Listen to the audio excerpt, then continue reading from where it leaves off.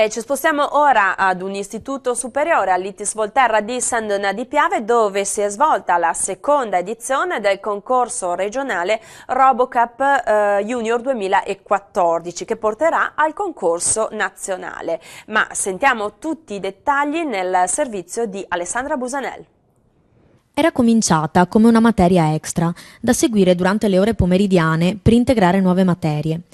Ma dal prossimo anno diventerà una vera e propria materia curricolare all'Istituto Tecnico Volterra.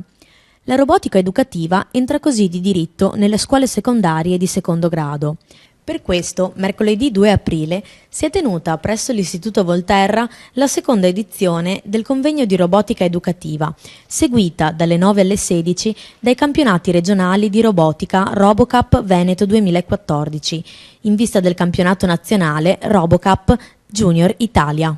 La robotica è un campo che è in continua evoluzione, che si sta espandendo tantissimo e si punta molto ad uscire dalla crisi proprio puntando sulla robotica a 360 gradi, quindi non solo quella industriale ma anche dal punto di vista medico, dal punto di vista dei soccorsi e anche dal punto di vista dell'intrattenimento. Questa è una bellissima esperienza. In questa gara di robotica ci sono parecchie squadre del Veneto che poi selezioneranno i loro candidati per la gara nazionale, quindi è un modo per confrontarsi, per mettersi in gioco, per lavorare anche in team e in squadra e quindi anche affrontare delle sfide vedendo anche altre scuole che ragionano in maniera diversa come hanno affrontato loro la sfida e che risultati possono raggiungere. Una competizione alla quale gli studenti hanno dedicato anima e corpo, intuendo anche l'utilità che questa nuova materia avrà nel loro futuro.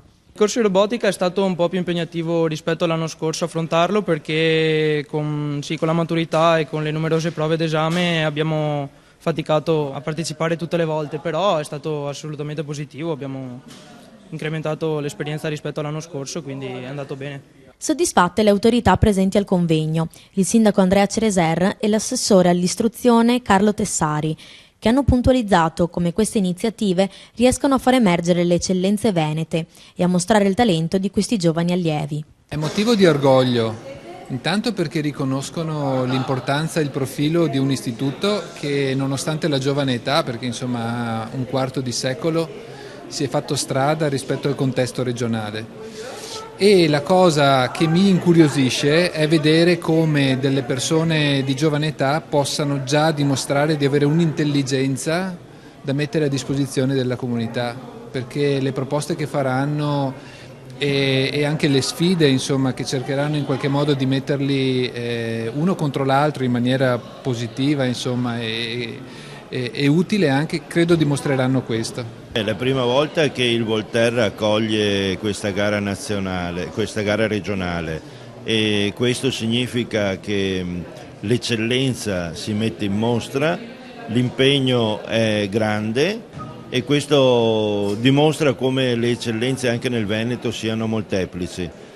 Insieme al Volterra c'è l'Istituto Rossi, l'Istituto Planck e l'Istituto Zuccante, che è un'altra eccellenza veneziana, e una di queste scuole andrà alla finale nazionale e questo è motivo di vanto non solo per San Donà ma per l'intera provincia di Venezia.